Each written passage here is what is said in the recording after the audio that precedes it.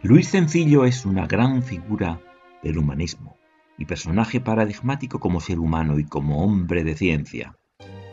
Creador de la estructura y método de psicoanálisis antropológico, el Instituto Psicoanalítico de Salamanca se complace en ofrecer esta aproximación a su gran aporte a la psicología.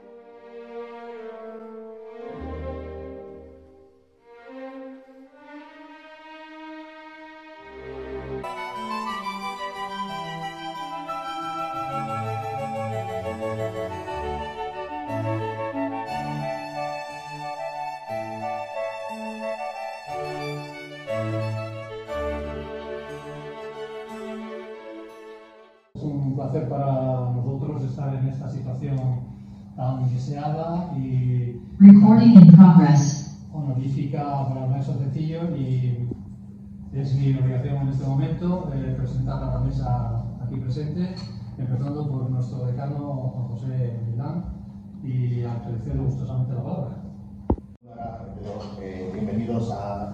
Bienvenidos y bienvenidas a todas y a todos por estar aquí hoy, tanto presencial como de forma telemática, ¿no? Y nada, para nosotros, cuando Vicente me llamó la primera vez, hace meses, planteando la posibilidad de hacer un homenaje a Luis Cencillo, claro, así tuvimos que hace años que no me acordaba yo de Cencillo, ¿no? Y me pareció una idea estupenda, es un compañero, bueno, aunque en aquel momento yo era estudiante, no era compañero. Era yo estudiante cuando le conocí y cuando me dio clase, y claro, a mí siempre me gusta que se me recuerde a las personas que pasaron por aquí.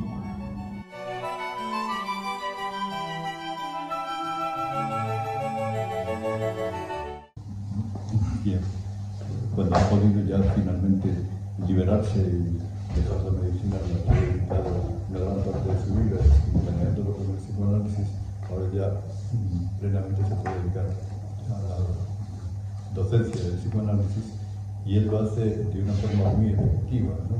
A través de la creación de vídeos didácticos.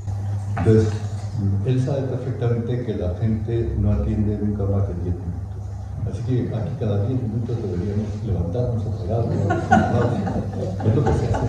No, sí, está impuesto por la ley, a 15 minutos hacer levantarse a los niños, que corran, que dan una vuelta, que vuelvan a sentarse. Si uno atiende, es imposible, ¿no? Que estar atendiendo más bien. Entonces él hace unos vídeos como de unos 10 minutos. La verdad es que a veces se pasa por unos 16 minutos. Está haciendo trampa. Pero bueno, también tiene vídeos de 7 minutos en los que explica qué es una depresión, qué es la tristeza, qué es la angustia, qué es el bien, qué es el mal, qué es de todas este tipo de ideas elementales, ¿no? Que tiene Cencillo, y que a veces no son unas ideas tan elementales, sobre todo cuando se habla de los psicólogos. Entonces él tiene 7 y pico vídeos en su canal referidos al psicoanálisis antropológico, y nosotros estamos profundísimamente agradecidos, ¿no? Porque evidentemente todas estas cosas que vamos viendo en los seminarios y demás, si él es capaz de resintetizarlas, darles una imagen, ponerles, pues esto desde luego es una forma mucho más clara y mucho más directa de llegar.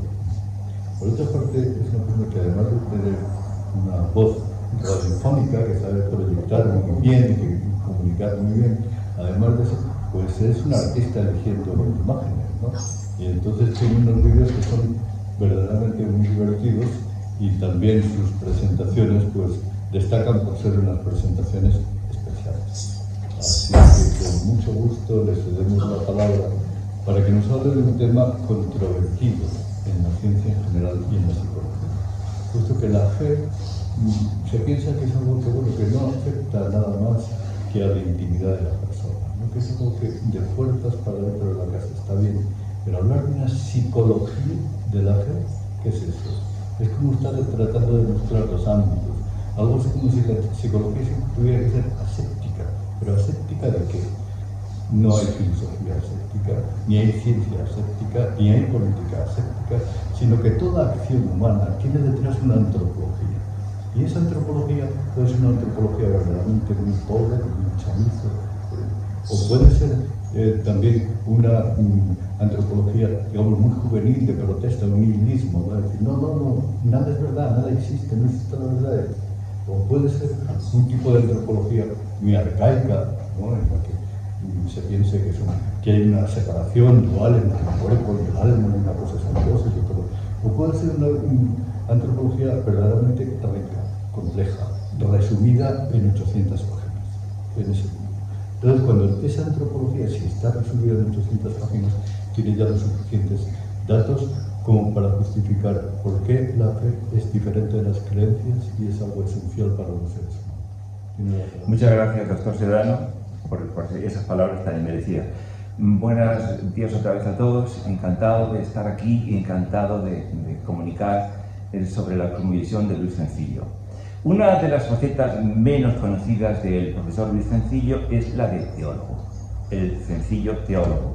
Su producción en teología oscila en torno a 7 publicaciones abordando temas como la psicología de la fe, la historia sistémica de los dioses, una hermenéutica bíblica y un espléndido estudio sobre el misticismo. Antropología, teología y psicología confluyen en él, alumbrando páginas impagables que se mantienen en nuestra memoria. Y aunque de la fe tratan los teólogos, cada vez más se hace sentir la necesidad de que se considere este hecho en parte psicológico como una posibilidad humana a partir de una fenomenología concreta. Y fenómeno sabemos que es lo percibido por la conciencia y por los sentidos. Efectivamente, existe en el psiquismo humano una estructura capaz de esa apertura singular en determinadas condiciones. Y quien no haya percibido en sí la fe, tal vez piense que solo puede tratarse de este fenómeno desde la fe. Y no es cierto. También puede tratarse la fe desde la psicología y desde la antropología, ya que se trata de una posibilidad y de una experiencia humana. Lo tendencioso sería incluir a la fe en los mitos rituales o mágicos o supersticiones. Desde luego, es difícil para quien no haya experimentado la fe percibir rasgos característicos que la contradistinguen de otras manifestaciones sociales en las culturas arcaicas. La sociedad de nuestro tiempo desprecia todo lo antiguo, pero la reflexión secular de tantos hombres, profundos, lúcidos e inspirados, tenemos mucho que extraer para llenar el inmenso vacío que nos ha dejado una modernidad malentendida y muy parcialmente practicada por las generaciones inmediatas que nos han enseñado a vivir. Si algo ha conseguido la filosofía y la pedagogía llamadas modernas, han sido despojarnos de la sustancia milenaria de nuestra cultura. Y mientras en el campo de las ciencias y de la economía nadie se atreve a dar opinión fuera de la especialidad, en el campo de la filosofía y de las religiones todo el mundo se cree facultado para dar opiniones radicales, a partir de experiencias mínimas y sin formación sistémica de los parámetros que puedan intervenir en estas materias. Y estas opiniones indocumentadas son las que crean el ambiente de imposibilidad de llenar el vacío en nuestra sociedad y en nuestro tiempo. La persona, como hemos dicho ayer y se dijo en todas las ponencias o en algunas ponencias de ayer, la persona no está hecha, nacemos desfondados y caóticamente. El haz de impulsos que cada persona puede presentar puede apuntar en direcciones contrapuestas y puede predominar alguno, pero siempre irracionalmente. Y genera de por vida lo que Jacques Lacan ha denominado deseo incolmable y que curiosamente ya lo vio San Agustín. Por desgracia, los sistemas de pautas de aprendizaje, según los cuales la personalidad se ha de ir estructurando, tampoco vienen espontáneamente ni uniformemente dados, sino que las sociedades las tienen que ir promoviendo y deduciendo. Y así se forman las tradiciones en una praxis que nadie controla y va generando casi espontáneamente tales sistemas no dados desde la propia naturaleza. Y la naturaleza, contra su fundamento, se piensa, no da pautas éticas algunas, sino pulsiones, querencias y estados emocionales polarizados en objetos del deseo. Y luego va surgiendo el problema de las relaciones interpersonales, de fijaciones, rechazos, miedos, mensajes parentales equivocados o dobles mensajes contradictorios, que dificultan la configuración de la aplicación a la vida concreta en los niños adolescentes en su proceso evolutivo. Por eso hay tantas perturbaciones y tantas distorsiones de la personalidad. No pocas veces lo perturbador son determinadas formas de enfocar las creencias y la moral. El hombre, históricamente, y ya lo apuntaba Feuerbach en su teoría de Dios como proyección del hombre, teme a la muerte y para calmar su miedo proyecta antropomórficamente un Dios que pueda salvarle de su oscuro y amenazante destino, sin advertir que en realidad la muerte es tan natural como la propia vida. Por tanto, es un hecho tan natural como el nacer. El profesor Cencillo dice muy certeramente que si el hombre teme es por dos razones. Primero, porque el hombre tiene la propiedad de trascender las facticidades o realidades de su mundo y de su propia vida. O porque el hombre también intuye la muerte algo más que un simple extinguirse. Y ambas cosas implicarían necesariamente, según el profesor Cencillo,